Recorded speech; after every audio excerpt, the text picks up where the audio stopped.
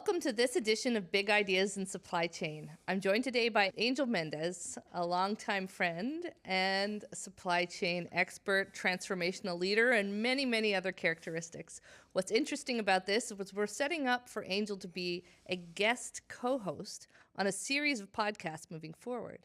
So we thought we'd take a moment today to talk about why he's doing that, why he's taking the risk of joining me on these podcasts, and just have a discussion about where supply chain is and where it's going. So Angel, thank you so much. And thank you so much for joining me on this podcast journey. Maybe start by giving yourself a little bit more of an introduction. Tell us what you've been up to recently, and we'll take it from there. Yeah, well, first of all, thank you for having me. I'll come to your question right away. I think what you're doing in terms of bringing big ideas forward and sharing them with a wider audience is extremely critical at all times.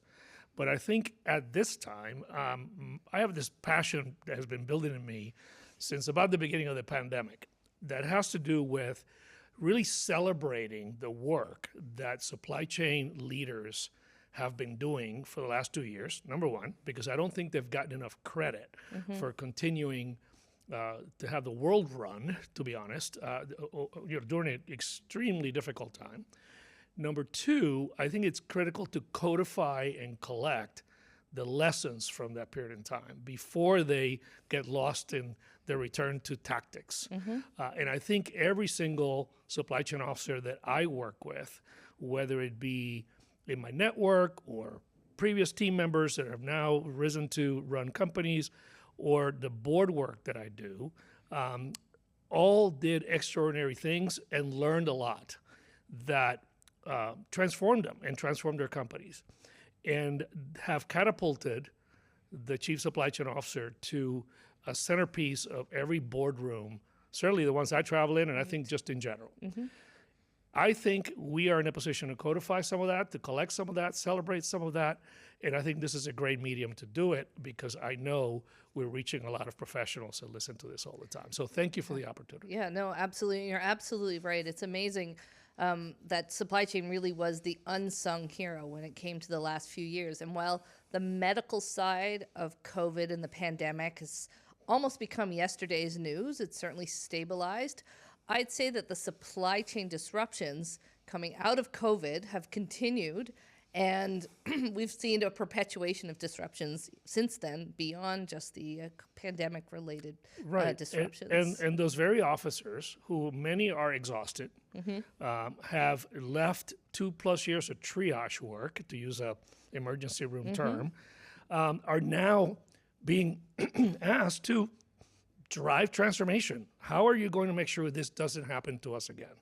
That's a huge question and an unfair one because the world is tough, and supply chain officers know that even before COVID, the frequency of big catastrophic events has been rising around the world. Look at it today. We're sitting still in a post-COVID world that's uncertain. We have an uncertain economy. We have crazy energy costs. We have inflation. We have a low growth GDPs in the major economies, and you're sitting on a geopolitical challenge in both parts of the world, both in Asia with the China-Taiwan risk and, of course, the Ukraine war. So every day that goes by, they're still in crisis management, and there will always be because that's just the nature of the beast. So the question's going to be, how do they solve for the needed investment to continue to drive resilience and prepare their companies?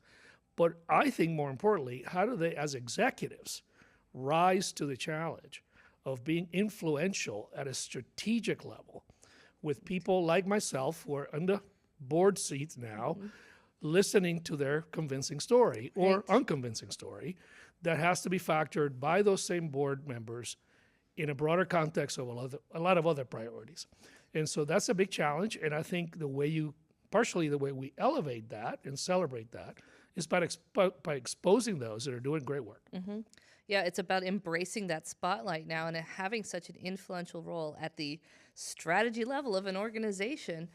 That's not necessarily the way that supply chain professionals have been raised or academically trained. That's right. So there is a shift in understanding and a shift in sort of that knowledge base, recognizing that we're not just talking about bottom line. We are talking very much about top line impact.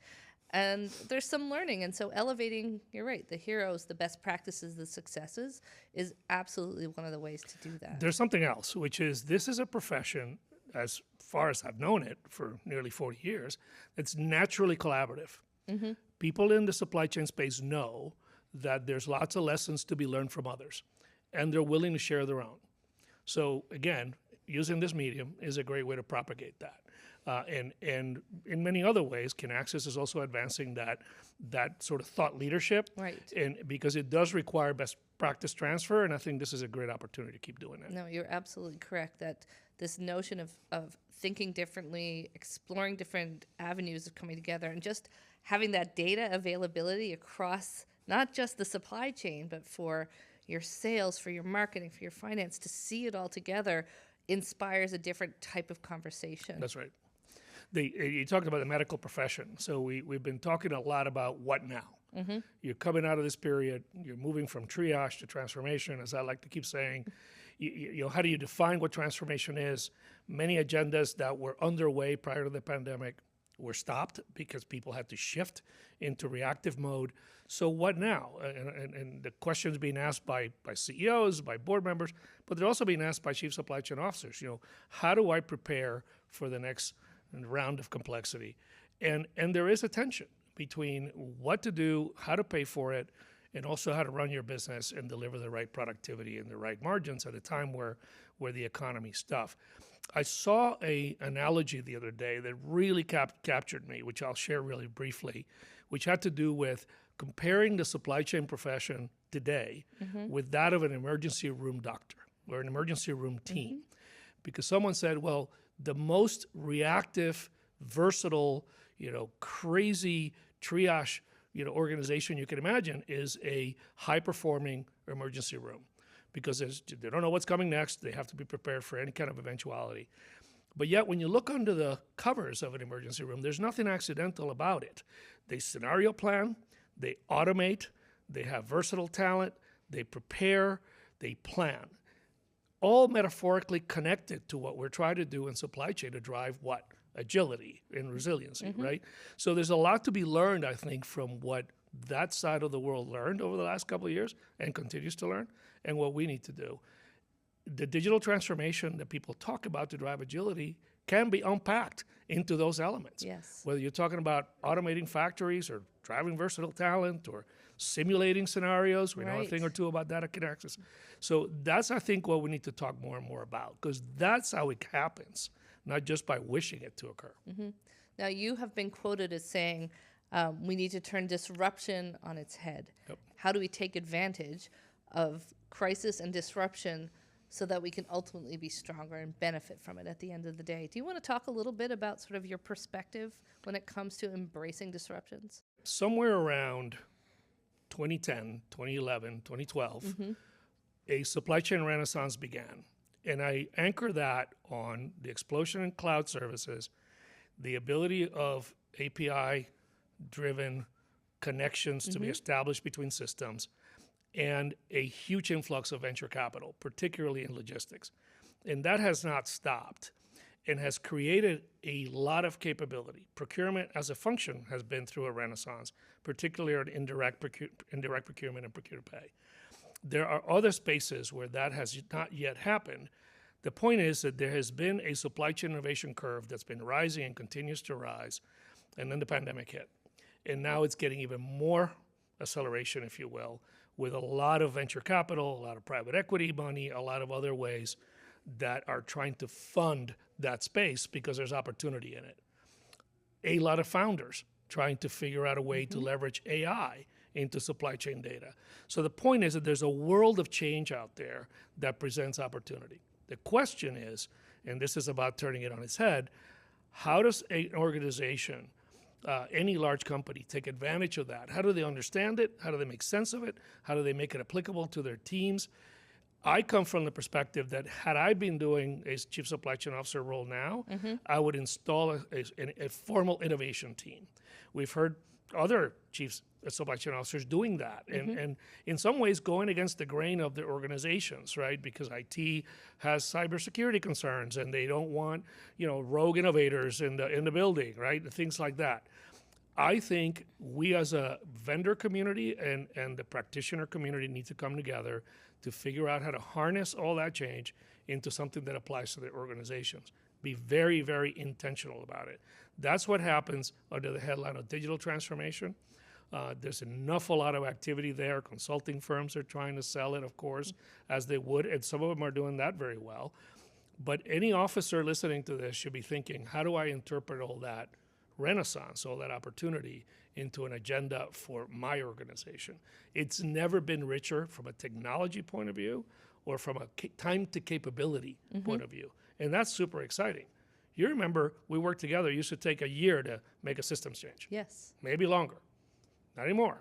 So the question is which ones and how fast, right? I recently did a podcast with Rosario Branco from Eaton, and he spoke about their innovation center. They actually opened an innovation center in India because their employees had so many good ideas that they needed a place to funnel them, and they set up a formal mechanism to validate them, try them out, and they saw some that immediately they rolled back into the business to drive new value. So you're spot on that this is what we need to do, and that's a great example. And I'm glad you were able to highlight that, because that is a great example of what I would promote for any chief supply chain officer out there in terms of organizing themselves.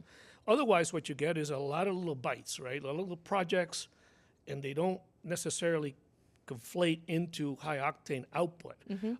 We've talked before about results. At the end of the day, results matter. Yes. And that's what people are accountable for. So all of this stuff is Christmas, unless you're delivering on time, you have the right margins, you have the right fulfillment rates, and whatever your metrics are. And so and there's lots of ways to get to the metrics that are not necessarily elegant. So what we're looking for is, how does an organization develop an innovation agenda that is consistent with driving resilience and performance, not or performance. And that's tough. And on top of that, we have a very strong agenda around sustainability in supply chain. That's and right. What does that mean? And how do you actually start elevating that as part of your conversation? And certainly we've all been embracing diversity and inclusion as part of our supply chain model. And what does that look like to make sure that we're operating in the new ways moving forward? So you've put all of these together, and it's a really complex landscape for somebody in supply chain. It is a different world than when you and I worked together once upon a time. A lot of competing priorities, right? And at times, some take more light than others, right? If you have a governance committee interested in ESG, that supply chain officer is going to be in front of the room, presenting to that committee in a boardroom, talking about how they're going to drive tier 3 visibility and comply with the law and do the right thing. Absolutely. That alone is a substantial transformation problem. Requires digital tools, requires see-through capabilities, downlining your supply chain, all of those things, not to mention actually compliant suppliers, which don't happen just by osmosis. People have to manage through that. Another great point, and that competes with the innovations you may want to have in procurement or planning or factory execution or logistics, and that competes with other realities of trying to drive results today and productivity today. Now let's talk about our series of podcasts. In the perfect world, what types of conversations are you looking to have? I know we have Mike Corbeau on the agenda, the former Chief Supply Chain Officer at Colgate. Who else, or what other topics would you like to explore? Well, in an ideal world, we get lots of Mike Corbeaus. Mike's a great example of someone who's been in a transformational role for a long time and put Colgate at the very top of the Gartner list over time, right? And that I'm curious to find out what he learned from COVID, because he walked into COVID late in career, right? And having had lots of cycles. I think we need more of those examples where we can contrast what COVID lessons came out, how they inform their agenda today, and at the same time, how do they come together, how does that agenda come together in the backdrop of the context that we're living in at this very moment, with those competing priorities, challenging economy, inflation, and so on. I think it's going to be super interesting. And I think we hopefully propagate and leave behind a record of some of those key lessons and how they matter now. And to me, as we started, that's a passion of mine. I think it's really important to capture that. I also think it would be interesting to talk to some founders of new supply chain startups, maybe ones that emerged as a result of the pandemic. Be really interesting to see what sparked them to start their companies and what they hope to accomplish in the supply chain That space. is another great point. I think we have the ability to highlight those founders. There's an explosion of them, interestingly, in places like Europe, where there's a lot of innovation in supply chain, and even maybe venture capitalists who are interested in the supply chain space, why they're interested, what they're seeing as places of disruption, because it's not often the case where large company officers are in tune with that space every day. They're too busy, they don't often see it on a daily basis. So if we can bring together examples of those communities, it's going to be huge value add to the audience. Yeah, well, I think I spent some of my time as a mentor at the Creative Destruction Lab supply chain stream. Right. We've had some really interesting ventures come in, so I think we have some very interesting conversations on our horizon. And I'm looking forward to that. Well, we're just about at the end of our time, and we like to ask every guest one question, so I'm going to pose it to you so that you can help me continue to ask it with our future guests. If you had the opportunity to be the chief supply chain officer of the world, what would be your top priority for transforming the world's supply chains? Yeah, so you gave me a heads up that this question might be coming.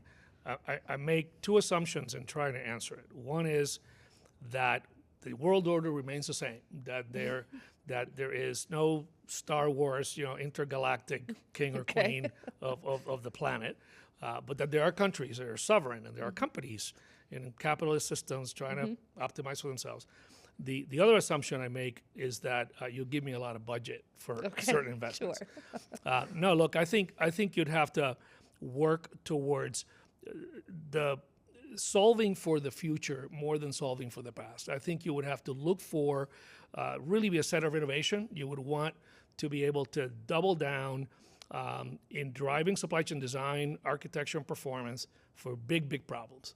Healthcare, feeding the world, sustainable energy, things like advanced technologies, quantum computing, things like electrification, how to find sources of power for all the electric vehicles and devices, things like automation and robotics. I think you would look for those big lever, broadly serving shifts and big problems that need more attention. And you'd put your IP, your investment, and your talent to work on solving them and then return them to the planet in an open source model. Right. If that were even possible, I know we're stretching the metaphor here a little bit, I think that's what I would look for if I was a client of the chief supply chain of the world. I would have a meeting with him or her, hopefully a she, and I would say, hey, Ann, chief supply chain of the world, what have you done for me? Have you solved my food crisis? Have you solved my healthcare crisis? Can you help me solve my technology acceleration, but big changes that can drive big transformative outputs? That's what I would do. Well, that sounds like a great way to end our first podcast together. Thank you, and I'm so excited about what's going to happen next. Me too. Let's do it.